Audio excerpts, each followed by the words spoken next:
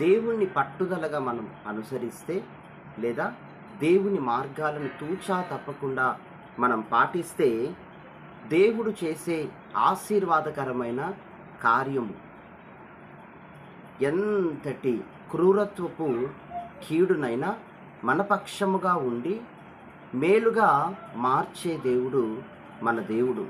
నిజమండి, అక్షరాల బైబిల్ గ్రంథములో ఆదికాండం 37వ అధ్యాయం 28వ వచనములో భక్తిపరుడైన యోసేపును తన సొంత అన్నలే గోయి తీసి గోతిలో పడవేశారు, వదిలిపెట్టారు. ఇక పీడ విరగడైపోయింది, చాప్టర్ క్లోజ్ అనుకున్నారు, ఇక అయిపోయింది అనుకున్నారు.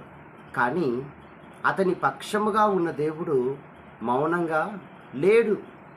అదే గోతిలో నుండి యోసేపుని పైకి లేపి, ఎంత పైకి లేపాడంటే తన ఫ్యూచర్ని ఆ దేశానికి, ఐగుప్త దేశానికి, ఒక గొప్ప దేశానికి ప్రధానమంత్రిగాను రాజుగాను దేవుడు అతన్ని ఏర్పాటు చేసి ఘనపరిచాడు. అందుకు వాడాడు ఆ గోతిని దేవుడు. కానీ ఒకరోజు ఇంకా లోతుకు నెట్టేయలేదు, కానీ అతని జీవితాన్ని, ఫ్యూచర్ని దేవుడు పైకెత్తి ఘనపరిచాడు. ఒక రోజు వచ్చింది, యోసేపు దగ్గరికి తన అన్నలందరూ సాగిలపడ్డారు. ఒక రోజు వచ్చింది, వారంతా బ్రతిమాలారు, అయ్యా యోసేపు క్షమించు అని రిగ్రెట్ అయ్యారు, పశ్చాత్తాప్తులయ్యారు. కానీ ఒక్కటే మాట యోసేపు అంటూ ఉన్నాడు, అన్నలారా, మీరు నాకు కీడ చేయ చూసితిరి, కానీ దేవుడు దాన్ని సమస్తము మేలు కొరకే మార్చెను. దేవునికి స్తోత్రం కలుగును గాక.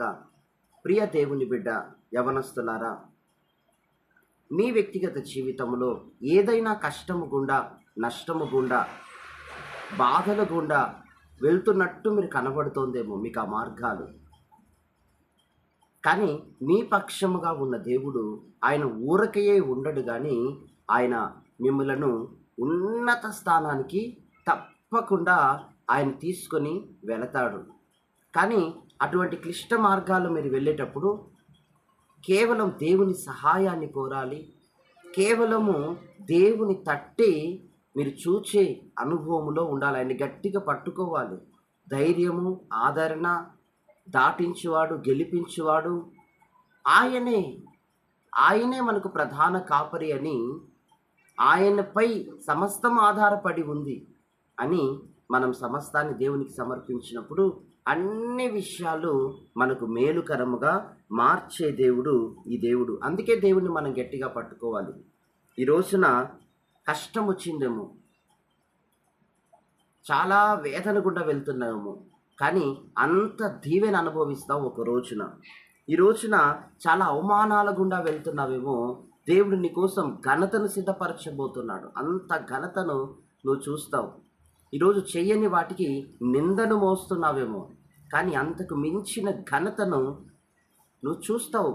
దేవుడు సిద్ధపరుస్తున్నాడు, ఆయన ఊరేగిస్తాడు.